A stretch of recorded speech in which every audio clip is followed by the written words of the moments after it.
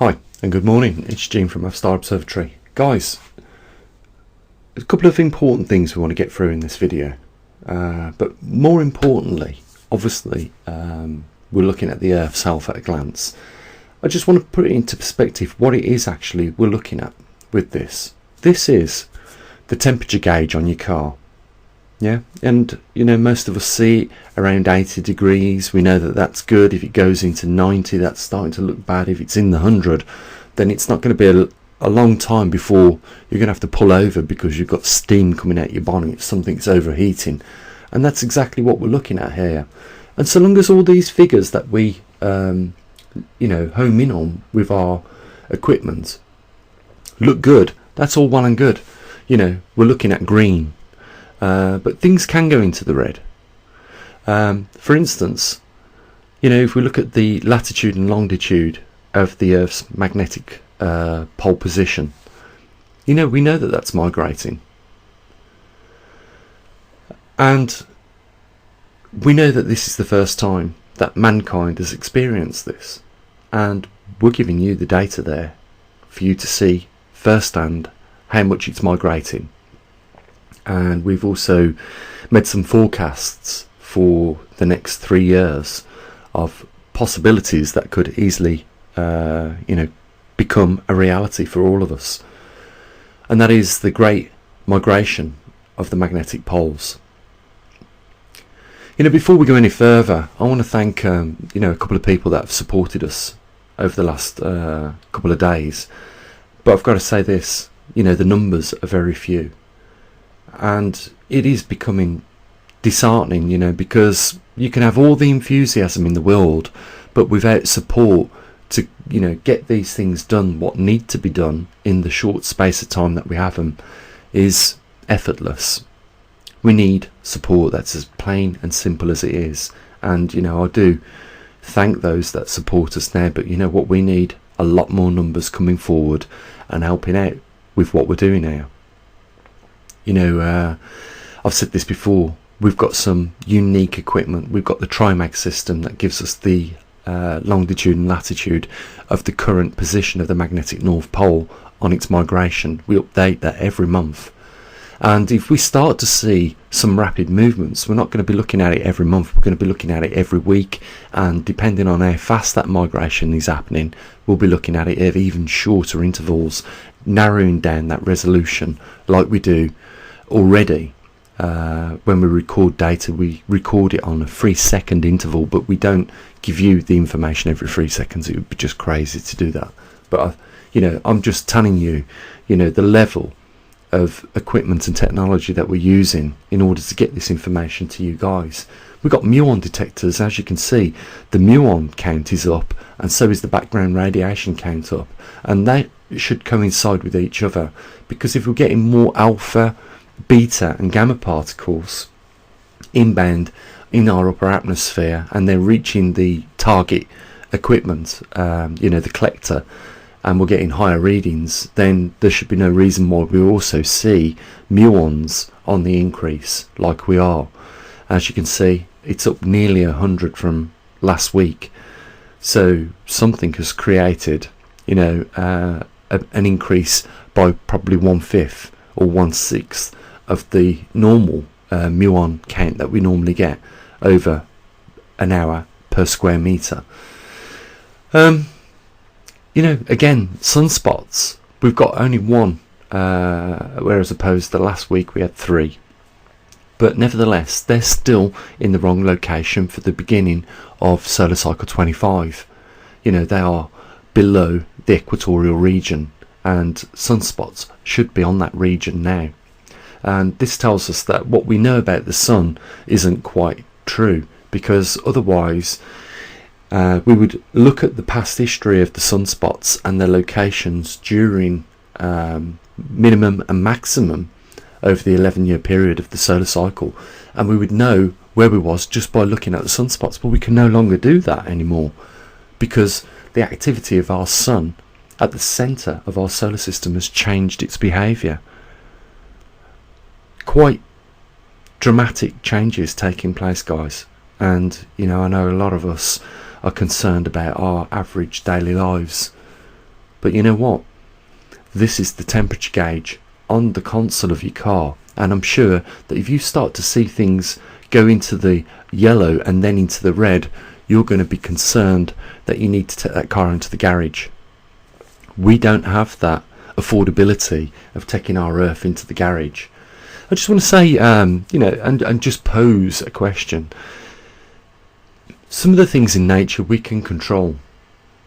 If we look at the Bible, it says take control of the earth, rule it and master it. And that tells us that, if we've got the level of technology at our disposal, we should use it in order to keep our planet in a livable, healthy, safe condition.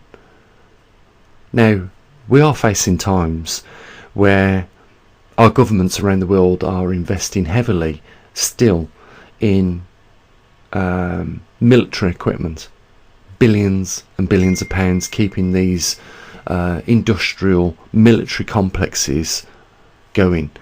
But if just a proportion of that had been put into the research of artificial magnetosphere generated technology, we could have possibly had something to save us during this next pole shift when the magnetosphere collapses. I want to say something. We as human beings are very, very capable. It doesn't seem like we can't imagine something and then put that, that dream or imagination or that idea into practice, because we do sometimes find a way of doing that. And there's no reason why, when we look at any of the problems that we face, we cannot do that. I see it more so now than I ever have done in my life, and I knew 20 years ago that this was a big problem. It's called in-house syndrome. It's where governments invest in organisations and believe that they are the ones that will lead the level of technology in a certain direction, like NASA, space travel. Well, I think you'll agree with me that since the shuttle program ended, there hasn't been a lot come out of NASA in way of delivering equipment into space. They now rely on Elon Musk and SpaceX, and also Russia, to take astronauts up into the space station. So the in-house syndrome that they've had for years, where if anything was going to progress, it progressed from us and us only, has been a failure. And we see this across multiple industries. And when we look at government advisors, particularly here in the UK and America, Canada, Australia, New Zealand, and other European countries, we see that there's a massive failure because simply the wrong people are heading the wrong divisions of these programs. They don't really have the passion and enthusiasm. Now, if one of the presidents over the last 10 years had just listened to Tony Heller on climate change, there wouldn't be so much climate alarmism. And we have that right now. The real truth of the matter is almost 180 degrees from what they're telling us. If we look at CO2 levels today, you can see as of within the last couple of hours, they are at 414 parts per million. Oxygen has increased slightly from last week, and we've seen that increasing slightly over the last few weeks to 21.30, which is normal. I've got to say that. It's a big reservoir of oxygen. But what if we go with the governments and we eliminate anything that produces carbon with combustion mechanisms, and we know the rate of combustion that is required, 3 parts oxygen, 1 part fuel. What happens if we increase the oxygen levels through stopping production of cars, ships and aircraft that knock out CO2? And we don't just knock out CO2, we also stop the usage of oxygen. Well, the oxygen levels, as we would imagine, would increase, wouldn't they? But what about if they got to about 40%, 50%? What that would mean for our atmosphere is a combustible atmosphere. There'd be nothing we could do about it, because if you follow the Schumann frequency is based on lightning strikes per second around the world, and is detected by equipment. And we couldn't stop a lightning strike happening. And if that was the case, when we got to that critical level of oxygen in our atmosphere, natural processes would take place. And we also get not just atmospheric lightning, but when volcanoes erupt, and this is something you might be interested in having a look on YouTube videos, volcanic lightning. This is when the swirling dust particles mix together and that charge separates a certain distance, and then the ignition of lightning happens.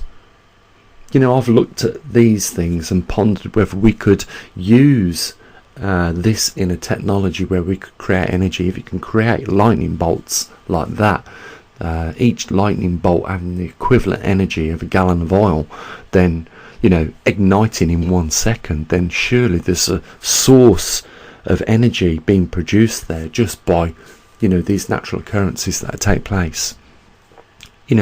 We could go on and on and on, but in general, when we deliver this every week here at this observatory, we deliver to you guys a real nugget of gold. The levels at the moment are bearable. We know that we've got instability in Canada with the magnetism decreasing in that region. We know that the magnetic poles are migrating.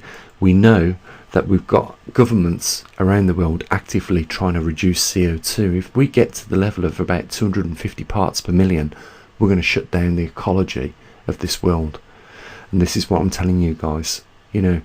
I'm just on here on YouTube for you. I've got this website which I've dedicated to my passion, the magnetic North Pole migrating, the Earth going through this magnetic reversal, and all the other anomalies that take place. As a scientist, I am very passionate about what I do, but I don't have no influence like these bigger organisations.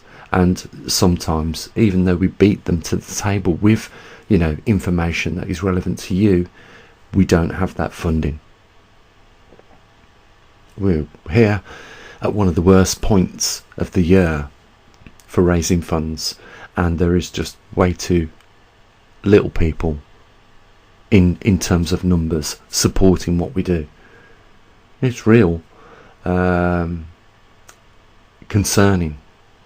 We need to do more, guys. We work together, and I've got to say this, the funds come in, even though they're small, but they're coming from all around the world. Sometimes we get funding from Canada, Australia, New Zealand, America. Rarely, I can't understand this, rarely around Europe now. I don't know whether the traffic of our videos are reaching Europe as much as what they used to, but we rarely get funding now from Europe. But we're a publicly funded observatory, and that's why it's important that we keep it that way. And it's never been proven before so many times. Strength in numbers. I know it's not easy times for us all, but if we lose this nugget of gold, guys, it'll be a sad day for humanity.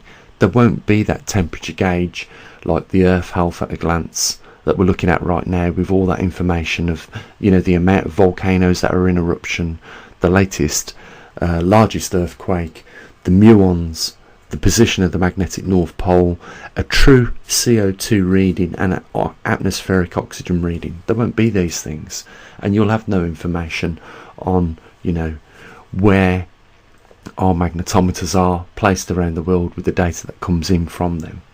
A lot of effort, not just from me, but from a few other dedicated people, is the result of the fruit of what we produce here on this website. And it is sad when we see, that donate button hardly get pressed on the website. Guys, what can I say? A little bit later on, I'll just say this. I'll share something else with you guys. I am determined to invest a little extra time into something else. You know, we've got to really knock this energy problem once and for all. I'm sure if I had a good team of scientists like-minded like myself, we could work it out. You know, we could work out with all what we've got at hand now, we could put some technology together where we could all be off-grid with terms of energy. So, you know, I'm 3D printing a few experimental models later on, using coils, magnets. We're taking a little bit of a different approach as opposed to what we've seen with the Bedini motor. We're using reed switches, magnetic reed switches, instead of you know, the chip that they use for that, and the 2 windings in each coil. So we'll see where it goes, and I'll show you the findings of all these things. And I'll also want to show you over the last 20 years all the other technologies that have proclaimed to be, you know, super efficient. But what I'm saying is, there is a force there with magnetism, with a neodymium magnet that does have the capacity to push, but it also, if you've looked into any of these working models, has the capacity to pull at the same time. And you have to separate those two, I think, to keep it pushing in one direction. Otherwise you come up with what's called a magnetic gate, and it blocks it. So I think by using electromagnetic coils could be the way in doing that, and without using you know, the chips that they use to, you know, detect the magnetic pulse and then switch on the transistor to push the electricity for that split second, to push the magnet round in a circular momentum motion. I'm sure we can work something out, even if, you know, the deficiency of the motor is low. Maybe we can use a little bit of solar power in there to just pump the system up a little bit more during the day, and, you know, with battery charging you know, facilities, we can keep that going throughout the night. You know, what I'm looking at now is efficiency as opposed to